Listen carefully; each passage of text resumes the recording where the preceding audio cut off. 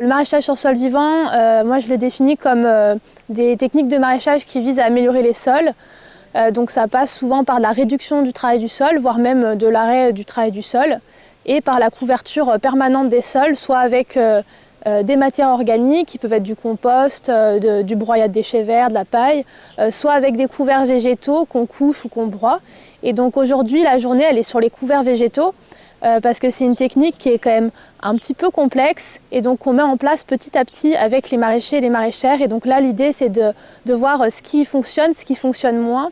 Donc on a fait intervenir aussi une expérimentatrice du GRAB, Hélène Védy, qui nous a présenté des résultats d'essais qui mènent depuis déjà pas mal d'années pour pouvoir nous aiguiller dans nos choix techniques par la suite.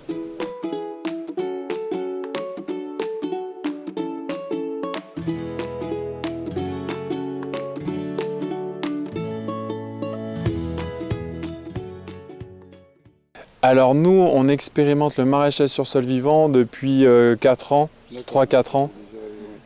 Donc on a un peu de recul et on le fait. Qu'est-ce que ça a changé pour toi?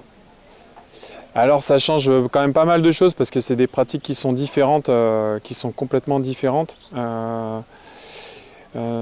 Ça change au niveau du travail en tant que tel, hein, ça change tout, puisque là on n'a plus recours au travail du sol. Les apports en matière organique ils se font différemment. La gestion de l'enherbement elle est aussi différente. Il y a une attention particulière à apporter au couvert, à l'irrigation. Après à la gestion aussi d'indésirables entre guillemets. Donc il y a pas mal de choses qui changent et qui font qu'on doit s'adapter à ces nouvelles pratiques, quoi. Ça m'a permis de me remotiver sur des cultures de légumes que je pratiquais depuis plusieurs années avec des résultats à peu près standards, à peu près fiables. Et bon, c'est une mise en déséquilibre qui est intéressante. Mais pour l'instant, en termes de retour sur investissement ou de rendement, c'est pas probant, mais c'est en cours. Et je pense qu'il faut des années pour que ça évolue.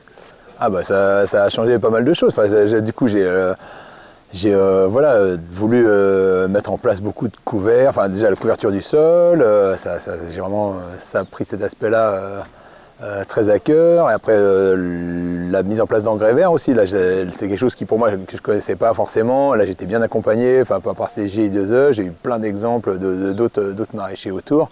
Donc ça, ouais, il y a plusieurs aspects au niveau culture, couverture, engrais verts qui ont vraiment changé grâce à cette présence dans le GI2E. Ouais. Je leur dirais de commencer sur une petite surface, en fait, d'y aller progressivement pour expérimenter. Parce que les résultats, on les a sur plusieurs années, en fait, ça ne change pas du jour au lendemain.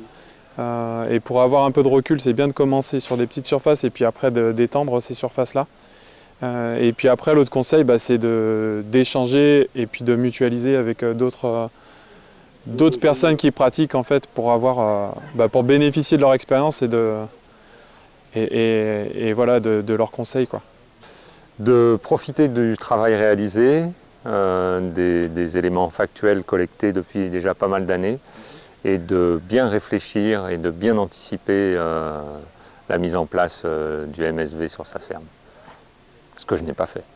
Eh ben, je leur donnerais comme conseil d'essayer de se faire au maximum accompagner, aider ou de partager vraiment les connaissances et surtout avec des gens de leur région et qui, si possible, qui ont même les mêmes sols ou les mêmes problématiques, parce que là c'est vraiment cet échange avec des gens qui ont vraiment les mêmes approches, c'est vraiment bien.